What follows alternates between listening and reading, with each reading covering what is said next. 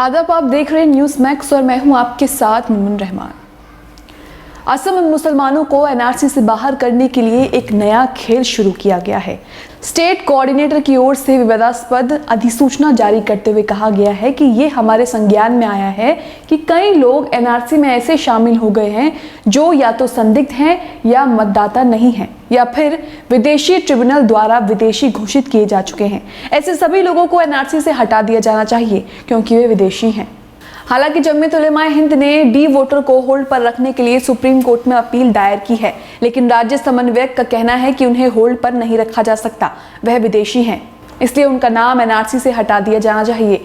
ये वही हतीश देव शर्मा है जो राज्य समन्वयक बनने से पहले ही असम की नागरिकता को लेकर अपने विवादित बयानों के लिए मशहूर थे। उनके राज्य समन्वयक बनने के कुछ ही समय बाद जमीयत उलेमा हिंद ने उनकी नियुक्ति पर सवाल उठाते हुए सुप्रीम कोर्ट में एक याचिका दायर की थी, जिसे लेकर सुप्रीम कोर्ट ने केंद्र और असम सरकार से जवाब मांगा था, लेकिन अभी तक उनके द्वारा कोई जवाब दाखिल नहीं किया गया है। मामला न्यायालय में लंबित है, इसलिए राज्य समन्वयक ऐसा आदेश क्यों जारी कर सकते हैं। सुप्रीम कोर्ट की एक मॉनिटरिंग बेंच भी है जो लगातार असम नागरिकता के मुद्दे की निगरानी कर रही है। बड़ा सवाल यह है कि क्या राज्य समन्वयक ने ऐसा आदेश जारी करने से पहले निगरानी बेंच को विश्वास में लिया है। ये ध्यान दिया जाना चाहिए कि जमीयत उलेमा हिंद और जमीयत उलेमा असम नागरिकता के मुद्दे पर पहले दिन से मानवता के आधार पर कानूनी लड़ाई कामयाबी के साथ लड़ रहे हैं। असम में एनआरसी प्रक्रिया की शुरुआत के बाद से एक विशिष्ट योजना के तहत अल्पसंख्यक समुदाय के लोगों को प्रताड़ित करने का काम जारी है।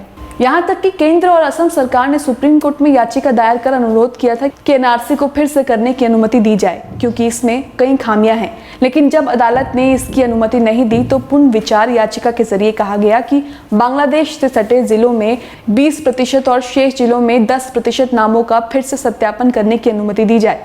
मंशा स्पष्ट थी, तब सुप्रीम कोर्ट ने इसकी अनुमति नहीं दी थी। जब एनआरसी की अंतिम सूची सामने आई तो पता चला कि कई माता पिता ऐसे हैं जिनके नाम एनआरसी में शामिल हैं लेकिन उनके बच्चों के नाम शामिल नहीं हैं। असम नागरिकता के मुद्दे पर इस घटनाक्रम पर प्रतिक्रिया देते हुए जमीयत उलेमा हिंद के अध्यक्ष मौलाना अरशद मदनी ने कहा कि असम में सांप्रदायिक ताकतें विफल हो गई थी। यही कारण है कि अब वे जानबूझकर राज्य में एक बार फिर से भय का माहौल बनाकर सांप्रदायिक संरेखन स्थापित करने की कोशिश कर रहे हैं। उन्होंने ये भी कहा कि एनआरसी के बारे में सब कुछ दूध की तरह साफ हो गया है।